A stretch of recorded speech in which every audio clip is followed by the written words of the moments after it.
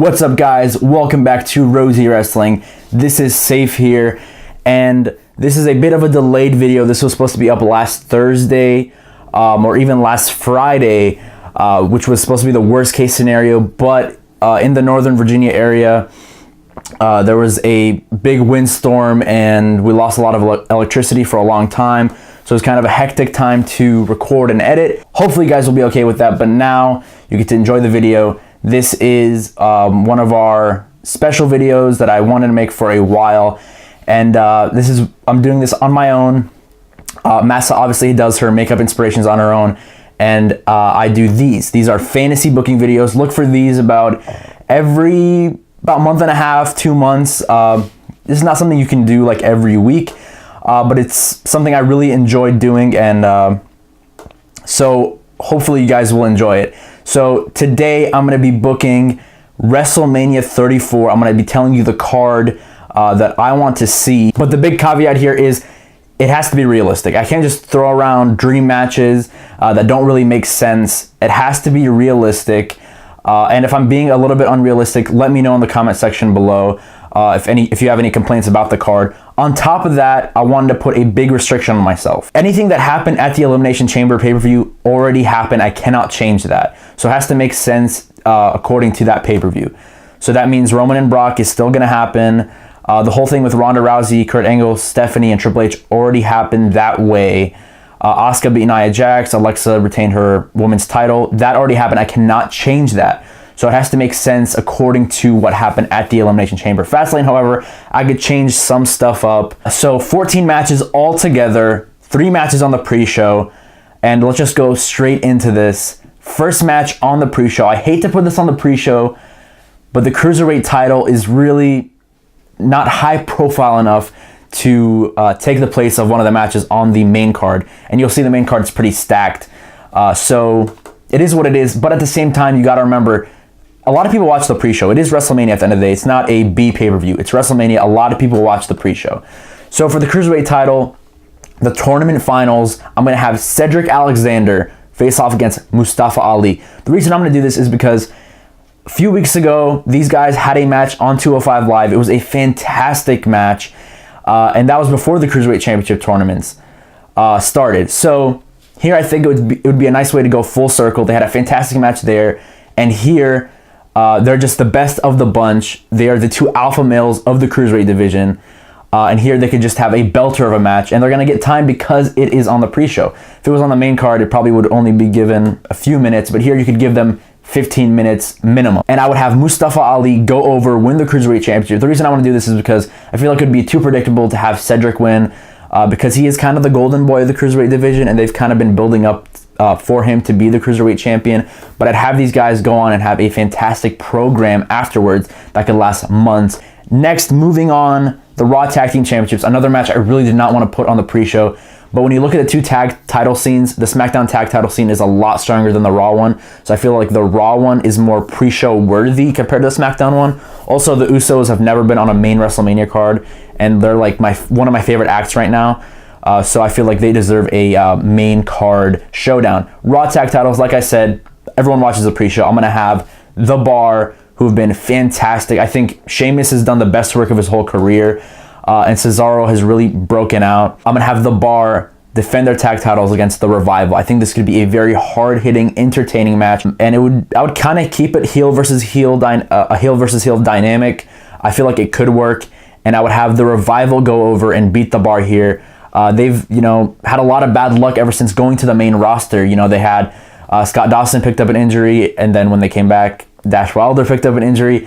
So it hasn't really went according to plan. But here, I think this is where you push them and make them the top dogs in the tag division on Raw. The Revival have to go over, in my opinion. After that, we have the Andre the Giant Memorial Battle Royal. It doesn't really propel anybody, but here, some guys that I'd have in the match are guys like Dolph Ziggler, Baron Corbin, Apollo Crews, and guys around that level, Heath Slater, Rhino, those guys. And I would have Apollo Crews win. You could have some shenanigans with Titus Worldwide getting involved, like Dana Brooke and Titus O'Neil.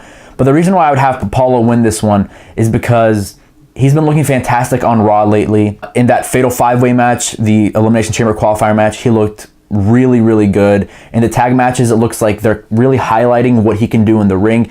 And he's kind of gaining that charisma along with Titus O'Neil.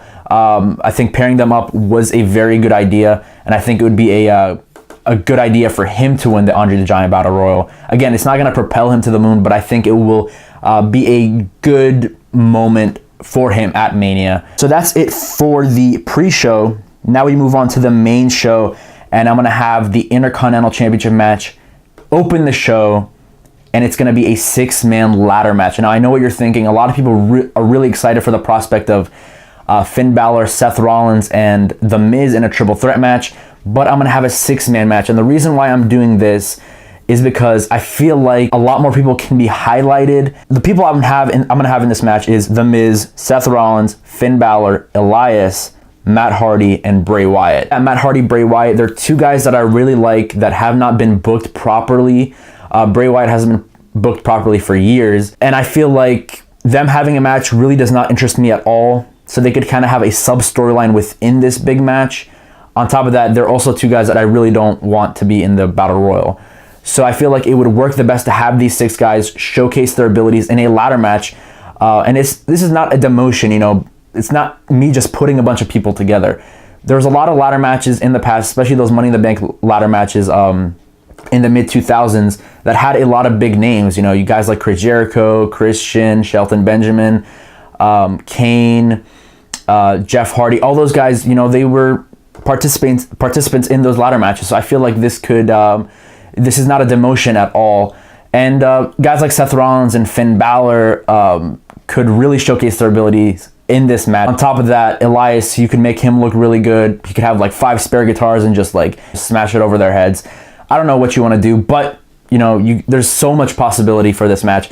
And I'm going to have Finn Balor win the Intercontinental title. I feel like ever since returning from injury, he's not been booked very well. And I feel like Seth Rollins is going to be put up to that Universal title scene. And I think Finn Balor could do a really good job with the IC title. And he could even have a program with The Miz where they could kind of trade off the belts. Moving on to a singles match, Kevin Owens versus Sami Zayn. Now, a few weeks ago, I was not really excited for the prospect of this match. But when looking at it, I think this is a good story for them to tell. The story's already there. You know, these guys are best friends and former bitter enemies. They've wrestled, you know, from the bingo halls to now the grandest stage of them all. So I think, you know, that's a really cool story to tell. On top of that, if you don't put them in this match, what match are you going to put them with? Are you going to involve Shane McMahon somehow? Are you going to involve Daniel Bryan? Are you going to just put them in the Battle Royal? Are you going to put them in a tag match? I think this would be the best match for them, and I'd have Sami Zayn win here and get a big victory at WrestleMania. Moving on to the SmackDown Tag Team titles, and this might be where I'm stretching that realism factor, but I'm going to do it. I don't care. There's a lot of great tag teams on SmackDown. I want to include all the big tag teams from SmackDown. I'm doing a SmackDown Tag Team Gauntlet match. You know, the Gauntlet match on Raw a few weeks ago, that went over really well. I wouldn't have it that long, obviously. I'd probably have it around 25 minutes total, and it's going to be a 6-team Gauntlet match. So what I would do is I would have the Bludgeon Brothers and Breezango start off the show. Breezango are a team that have not got any chances in the ring over the past few months, and I feel like they definitely deserve it. They've gotten themselves over with this whole Fashion Files thing, so I feel like it would make sense to include them at WrestleMania, not just in a Battle Royal type scene. But on top of that, I would have Bludgeon Brothers squash Breezango. Listen, at the end of the day, they're still on the WrestleMania card. So I'd have the Bludgeon Brothers squash Breezango, and then after that, I would have the New Day come in. Now, the Bludgeon Brothers over the past few weeks have just beaten jobbers. They haven't beaten anybody of that much importance. So here against the New Day, I would have this match go 15 seconds. I'd have them squash the New Day, and this would be, I think, a really surprising moment at WrestleMania. This is a moment where the camera pans to the crowd and everyone's like, what the hell just went on? It makes the Bludgeon Brothers look super strong. Then we have Chad Gable and Shelton Benjamin come in. This match should go a little bit longer, maybe 2 minutes, 3 minutes, but the Bludgeon Brothers still win. So now they look like $1,000,000. They just beat three teams in a matter of minutes.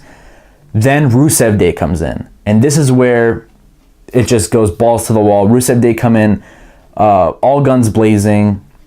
and we have a competitive match that goes about 10 to 15 minutes, and Rusev Day wins, but not convincingly. It's like a roll-up victory. So the Bludgeon Brothers still look strong, and we can still build them up post-WrestleMania. Afterwards, the Usos come in. They're champions. They have the championship advantage. They're the last team to come in. They're fresh. Them and Rusev Day have a fantastic competitive match that goes 10 minutes plus, and we have Rusev Day win the tag titles. You have to pull the trigger on Rusev Day. They've gotten themselves over. I give massive props to Rusev and Aiden English. Next, we have a no-holds-barred match between Braun Strowman and Samoa Joe. A lot of people forgot that Samoa Joe is even on the roster. He's been injured. He got injured back in September and then missed about 2 months, and now he got injured before the Rumble. It looks like he could come back mid-March, so you could still have a few weeks there to build up a match between Braun Strowman. Listen, Braun Strowman Elias does not do anything for me, and Braun Strowman being put in the ladder match, I feel like he could do something better, and I feel like this could be the match. Two monsters could have a fantastic, hard-hitting match, just weapons all over the place. Braun Strowman goes over, but Samoa Joe still looks really good. This is the match I want to see between these two guys. Next, for the United States Championship, I'm going to have a triple threat match. Bobby Roode versus Randy Orton versus Jinder Mahal. The way I would have them build up to this is at Fastlane, I would have Randy Orton and Bobby Roode happen, but it would go about 1 minute, maybe a minute 30. And then in the middle of the match, Jinder comes out with the steel chair and just beats the absolute living piss out of both of them. He's the one standing tall. He's holding the United States Championship in his hand. He's saying, I should be the US champion. I'm the modern day Maharaja. I was just WWE champion for 6 months. I should be respected. And then you could build up between those three for a match. I mean, I think it could be a very good match. I think it could do a lot for Bobby Roode, because I'm going to have him go over here, beating a former WWE champion in Jinder Mahal and beating, a legend in Randy Orton. Next, the Raw Women's Championship match. And I hate to, put a lot of women together because I do believe that the singles match is really what gets the best out of these women and, develops them as characters. But here I feel like it makes sense. I'm going to have a fatal four-way match between Alexa Bliss, who is the champion, Nia Jax, Sasha Banks, and Bayley. Listen, Sasha Banks and Bayley does nothing for me at this moment in time. Sasha Banks is still not an uber baby face, but she's still a baby face. And now all of a sudden Bayley's mad at her because she attacked her at the Elimination Chamber, but she wasn't mad at her when she eliminated her from the Royal Rumble. I would have these four wrestle each other because another reason is Alexa Bliss versus Asuka. We've already seen that. And Asuka won pretty convincingly. So Asuka, I would have her be doing something different, which I'll get to. And the Women's Championship match should not be Alexa versus Nia because that storyline got messed up when Nia Jax betrayed Alexa and they were like friends like the very next week. So it just, they booked themselves into a corner, and now I'm going to fix it for them. Fatal 4-way match. I'm going to have Bayley defy the odds. She's been booked so poorly over the past year. Almost Bray Wyatt poorly. So it's been really bad for Bayley. Here I think it could be a big victory for her, win the women's title, beat three of the biggest women in the company, and then afterwards I would have Sasha Banks celebrate with Bayley, but then attack her and go full heel, her big heel moment afterwards. I think this is what would be the best option for the Raw Women's title. Moving on to a singles match, I'm going to have John Cena go against not The Undertaker, but Rey Mysterio. There's been talks that Rey Mysterio has gotten injured at an indie event. I don't know the severity of the injury, so I'm just going to, like I said, I'm going to go from Elimination Chamber on, so I'm going to just keep Rey Mysterio in this match. I'm not going to have The Undertaker because he left in such a fantastic way last year, so it would not make sense for me to have The Undertaker. He should just retire, have a fantastic Hall of Fame induction, and we move on. He's one of my favorites, but it just does not make sense for him to come back here. That ship has sailed between him and Cena. That should have happened years ago. They missed their opportunity. I feel like Cena Rey Mysterio could be a fantastic match. Features them both in a very good way. Rey Mysterio, if he comes back, he'll probably be on a part-time schedule. Same kind of with Cena, how his part-time schedule is kind of working out. And it makes sense, you know. Rey Mysterio comes back, goes against someone who's familiar to him. Cena could eat the pin at Fastlane in that six-pack challenge, and he could come out the next night or on SmackDown and say, it looks like there's no road to WrestleMania for me. Then all of a sudden, Rey Mysterio's music pops up, and he comes out, and he challenges Cena to a match at Mania. And I would have, maybe this is wishful thinking, but I'd have Rey Mysterio win, because I still have a bad taste in my mouth from that night that Rey Mysterio won the WWE Championship and John Cena won it that same night after he challenged Rey Mysterio. It just made no sense, and I'm still really mad about that. So I'd have Rey Mysterio go over here in a very competitive match. It would give these guys 20 minutes plus. These are guys that could put on a great match. Moving on to the SmackDown Women's Championship, I'm going to have Charlotte defend her title versus Asuka. Now, I don't like how they're just assuming Asuka is going to go against Alexa Bliss at Mania, because, you know, she didn't really pick. As a Royal Rumble winner, you get to pick which champion you want to go for. So what I would do is I would have Charlotte beat Ruby Riott clean at Fastlane, and you could have Asuka come out, point at the SmackDown Women's title, point at the WrestleMania sign, and you could have Asuka versus Charlotte. I think this is the money match for the women. This is a match we all want to see. Asuka here needs to look dominant, but I feel like they could have a very competitive match. They're probably the two best workers in the company in terms of, at least for the women. And I would have Asuka win the SmackDown Women's title, have her hold it for like a good year, because for me, Charlotte and Becky Lynch could be a good match, but again, like, they messed up the Raw Women's title so bad that I feel like the only way to save that is to take out Asuka from that scene and put her on the SmackDown scene, because she's already beaten everybody convincingly on Raw. So it doesn't make sense. It's just way too predictable if she's going against anybody from the Raw roster. Moving on to the WWE Championship, I'm not changing this at all. AJ Styles is going to retain his championship at Fastlane. It's going to be Shinsuke versus AJ. Shinsuke is another guy who's been booked very poorly over the past year. And here, hopefully, it will be as good as the Wrestle Kingdom match, or even better if they get the proper time. They should get at least 25 minutes. These are two guys that know each other very well. And this is a match we wanted to see. So hats off to the WWE for making this happen, or hopefully making this happen, because AJ could still lose the title, but hopefully they don't go in that direction. And I would have Shinsuke win because it only makes sense. Shinsuke's looked really bad over the past year, and winning the Royal Rumble and beating AJ would really propel him to new heights. Moving on to the second to last match, I would have Ronda Rousey team up with Kurt Angle to face Triple H and Stephanie McMahon. Now, I didn't want to have Kurt Angle in this spot. I would have rather had Braun team up with Ronda Rousey because it makes sense. He does have some beef with Triple H. So there was also some talk of The Rock, but that doesn't really look super realistic. So, like I said, everything that happened at the Elimination Chamber happened, and, you know, Kurt Angle was kind of stirring the pot at the Elimination Chamber, and the very next night on Raw, you know, he apologized to Ronda Rousey, saying that he lied, but I would have him come out the very next week and say, nope, this is complete BS. Triple H and Stephanie are really trying to manipulate you. I don't care if I lose my job, but, you know, I have integrity, and I'm not just gonna lie like that. Ronda Rousey then challenges Stephanie McMahon to a match, but Triple H and Kurt Angle do get added.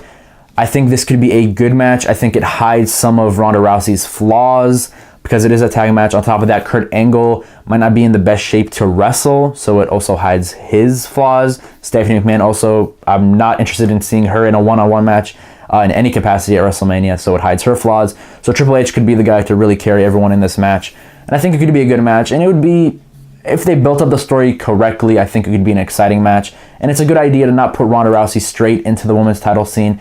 You put her in another storyline to kind of just build her up and see how the crowd reacts to her before, you know, putting her at the very top. And it's still a very good spot for her, you know, wrestling with legends like Kurt Angle and Triple H.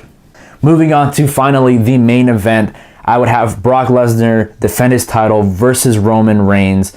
Listen, a lot of people don't want to see this, but after the match they had at WrestleMania 31, I think if it's, you know, anything like that, I think it could be very good. So here, hopefully, it is the main event, so Brock Lesnar will be on and focused, and you could have Brock Lesnar be this mercenary, go against this company guy in Roman Reigns, because at the end of the day, Roman Reigns, he's been working very hard. And Brock Lesnar hasn't been working very hard, but yet he's the one making so much money. He's the top paid guy in WWE. And on top of that, he's the Universal Champion. He's held that title for a year. So there's a story to be told there. And Roman Reigns, he's the top guy in the company. It only makes sense for him to beat Brock Lesnar here in a good match where I feel like Brock Lesnar should be dominant, but have Roman Reigns come back. And I hope it's not just a finisher fest. I hope there's like actual story told in the match, which both guys are capable of, I feel. So I would have Roman Reigns win, end off the night with him holding the Universal title up. He might get booed. He probably will get booed. But hopefully, if he does anything like the promo he did last Monday, which was probably the best promo of his career, if he does anything like that leading up to WrestleMania, the crowd might be on his side at Mania. We'll end up seeing. But that's it for my WrestleMania 34 fantasy booking. Tell me what you guys thought of the card in the comment section below. I don't think WWE will have as good of a card that I just put out right there. I felt like I was realistic. I put some exciting matches out there. You know, there's potentially 5 or 6 matches a lot of people would be really excited to see from this card. But also, if you have a Dream WrestleMania card, put that in the comment section below. I'd love to hear what you guys think. Please like, share, and subscribe. I'm sorry that this was a bit of a late video, but hopefully you guys will understand. So yes, thank you for watching, and we'll see you guys later.